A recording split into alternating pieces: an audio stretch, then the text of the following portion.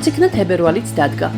ხეში წყალი ჩადგაო კი ამბობენ, მაგრამ მე პირადად ყველაზე მეტად ზამთრის ეს ბოლო, ნაცრისფერი თვემძულს. თან ისე უსაშველოდ გაიჭიმება ხოლმე მგონია რომ გაზაფხული აღარასდროს მოვა.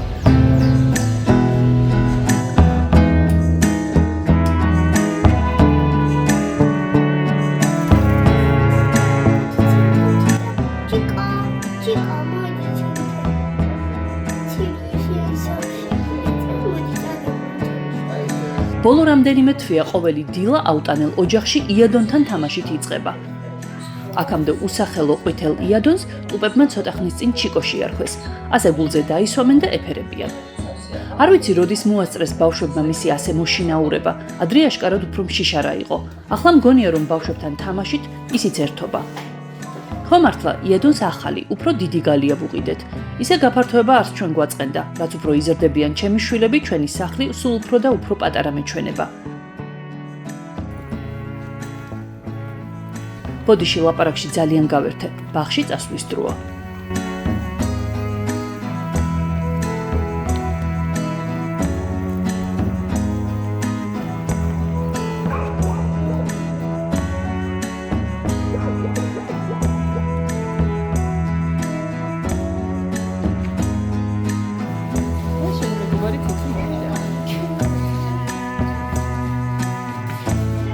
ბავშვებს ტრადიციულად სკოლასა და ბაღში ვტოვებ და ჩემს ყოველდღიურ საქმეებს ვუბრუნდები.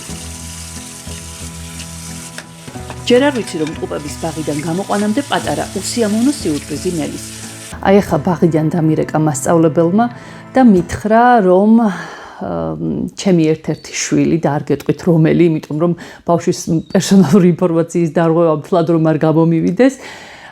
ჩემი ერთ-ერთი შვილი ეჩხუბა თავის მეგობარს, ხელი ჩაარტყა. და მოკლედ უნდა წავიდე ახლა და უნდა ავუხსნა რატომ მოიქცა არასწორად.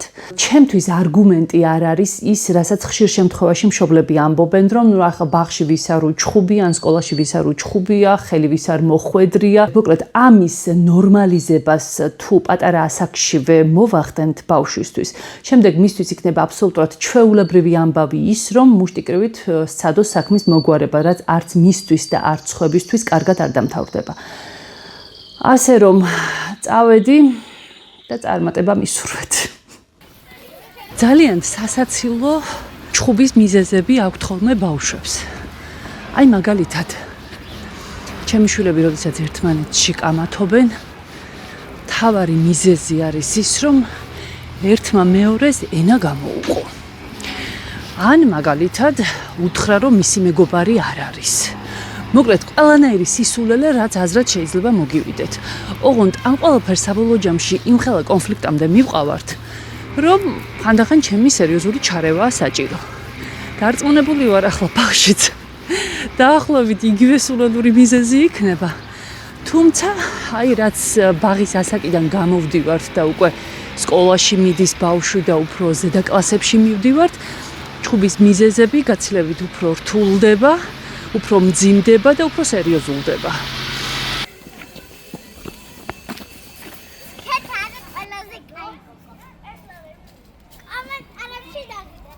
მასწავლებელმა კი მითხრა, ვინ მოიქცა დღეს ცუდად, მაგრამ თეკლას და სანდროს ვერსიაც მაინტერესებს.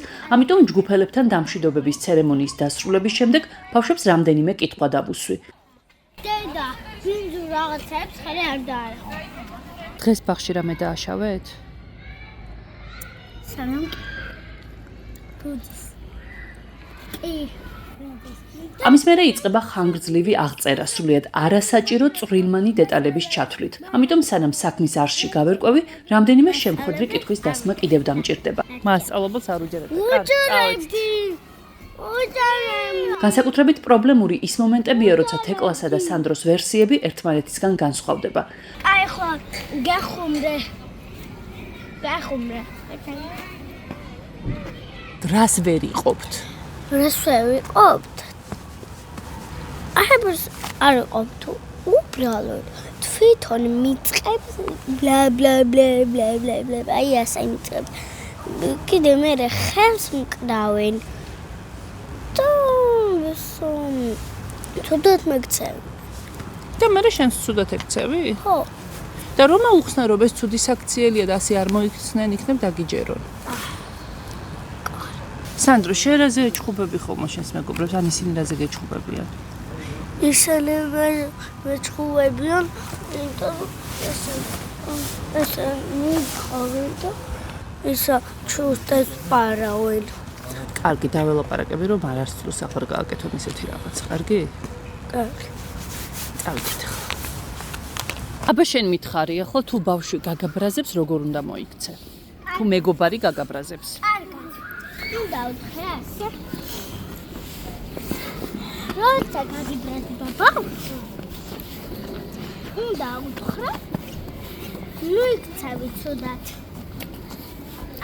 ცემა შეიძლება? არა. როგორც იქნა შევთანხმდით, რომ ხელჩართული ჩხუბი მიუღებელია, რომ კონფლიქტების მოგვარება სიტყვითაც შეიძლება. როგორც ვივარაუდე, ჩხუბის მიზეზი ამჯერადაც იმდენად უმნიშვნელოა, რომ მისი მოყოლით თავს აღარ შეგაწყენთ.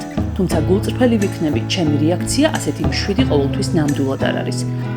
ჩემ შეცდომაშიც უნდა გამოგიტყდეთ, თუ დედების ერთი ნაწილი მუდმივად ხაზს უსვამს იმას, რომ ამას მისი შვილი არ იზამდა და ყველანაირად ცდილობს მის გამართლებას ნებისმიერი მეთოდით და ხერხით, მე პირიქით მჭირს ვარ ზედმეტად კრიტიკული ჩემი შვილების მიმართ, რაც ასევე არ არის კარგი, რადგან მათ თვითშეფასებაზე არ მოქმედებს კარგად. როდესაც ვიგებ, რომ ჩემმა შვილმა ვინმეს რამე დაუშავა, ან ვინმესთან იჩხუბა, ყოველთვის ვცდილობ, რომ ობიექტურად შევხედო, თუმცა თუ იკვეთება სხვისი შვილის დანაშაული, ამ შემთხვევაში ვარ გაცილებით უფრო რბილი და ლმობიერი, მაგრამ თუ დამნაშავე ჩემი შვილია, ვარ გაცილებით მკაცრი, ვიდრე საჭიროა. ზედმეტი კრიტიკა და ზედმეტი გაკიცხვა ბავშვის მაინც და მაინც მის სასარგებლოდ არ მოქმედებს.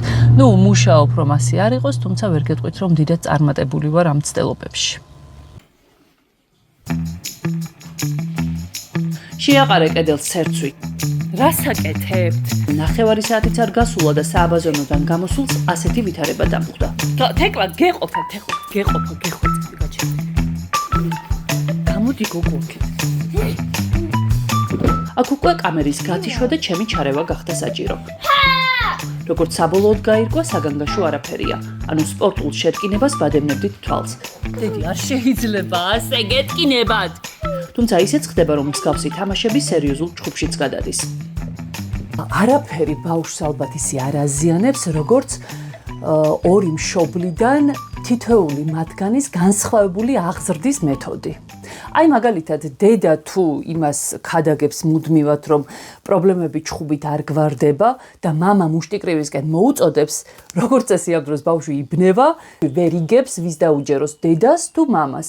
ნუ უბრალოდ იმას უჯერებს, ვინც მისთვის იმ ეტაპზე ავტორიტეტია, თუმცა ჯობს რომ რაღაცნაირად მშობლები შევთანხმდეთ ამაზე და ერთნაირად, ერთი მიმართულებით ვცადოთ ბავშვის განვითარება.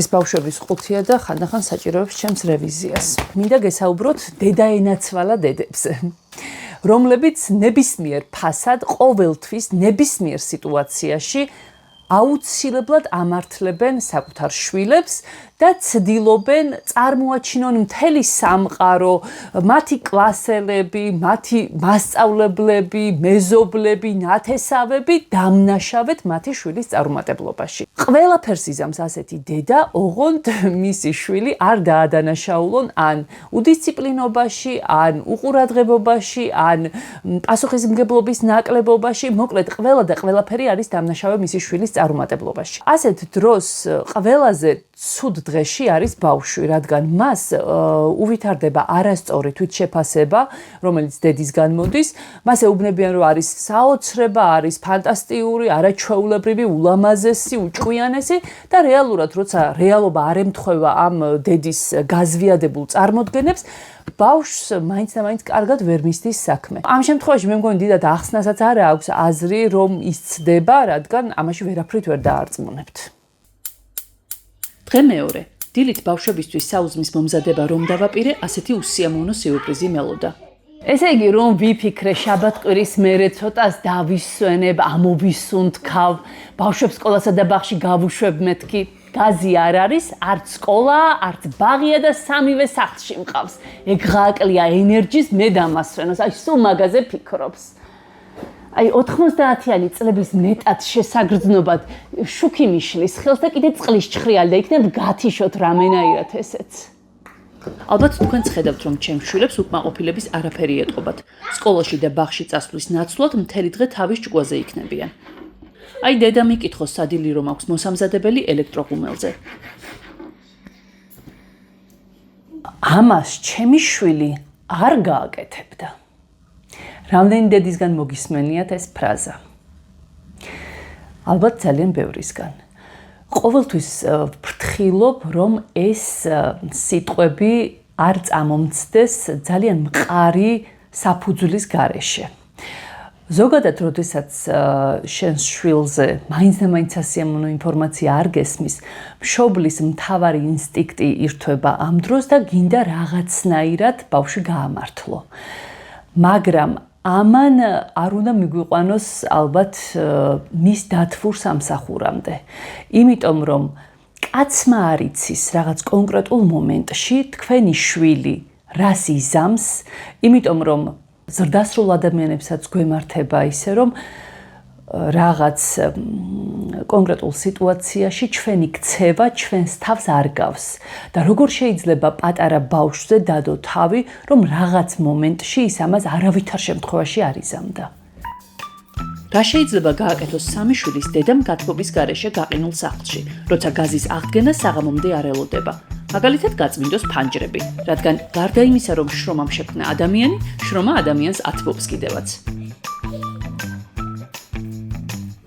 არ არსებობს დედა, რომელსაც საკუთარი შვილისთვის უნდა ცუდი, მაგრამ როდესაც თქვენი შვილი რაღაცას დაუშავებს სხვას და ამ დროს თქვენ მის გამართლებას იწყებთ, ძალაუნებურად მას პასუხისმგებლობას არიდებთ და თუ ბავშვს პასუხისმგებლობის გრძნობას არ განუვითარებთ, ეს ნიშნავს იმას, რომ საბოლოო ჯამში ყველაზე ცუდ რაღაცას გავუკეთებთ მას.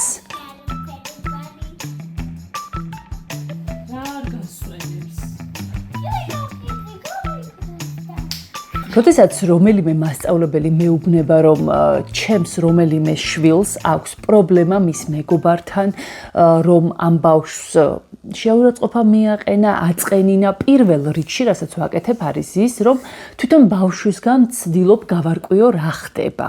მაინტერესებს ბავშვის ვერსია. თუ კრიტიკულად მიუდგებით მის მონაყოლს, აუცილებლად აღმოვაჩენთ რაღაც ისეთ დეტალებს, რომელიც გაგვიყვანს საბოლოო ჯამში სიმართლემდე. როგორც წესი, ჩემი შვილები ცდილობენ ჯერ თავი დაიძვრინონ, ისევე როგორც ყველა ბავშვი, თუმცა საბოლოო ჯამში ვარკვევთ იმას, რომ რაღაც მიზეზი ქონდათ, ეს მიზეზი შეიძლება იყოს ან არ იყოს საკმარისი გაბრაზებისთვის.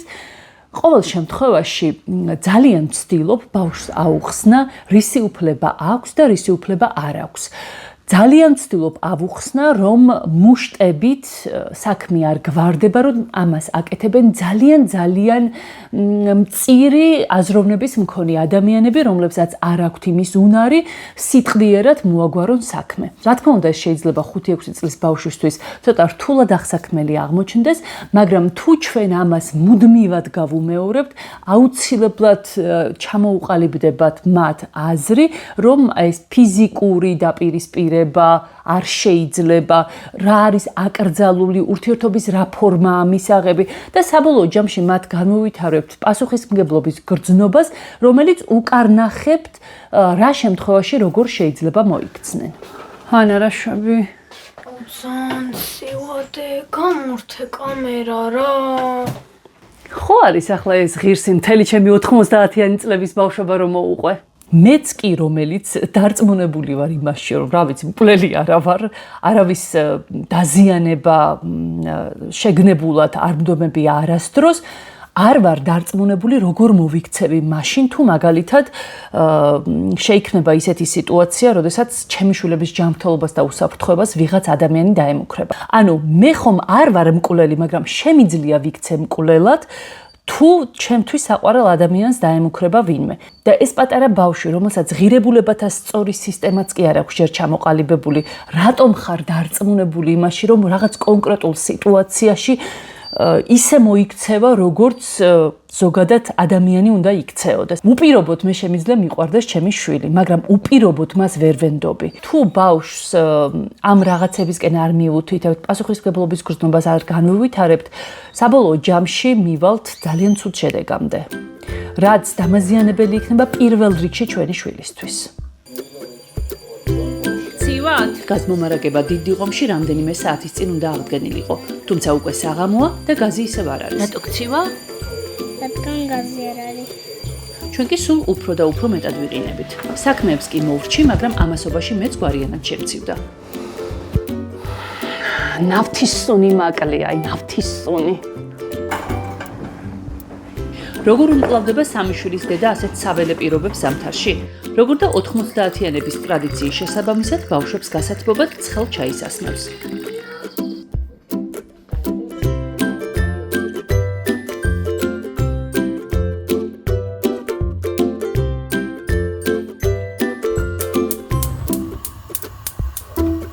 გვეშველა მოვიდა გაზი.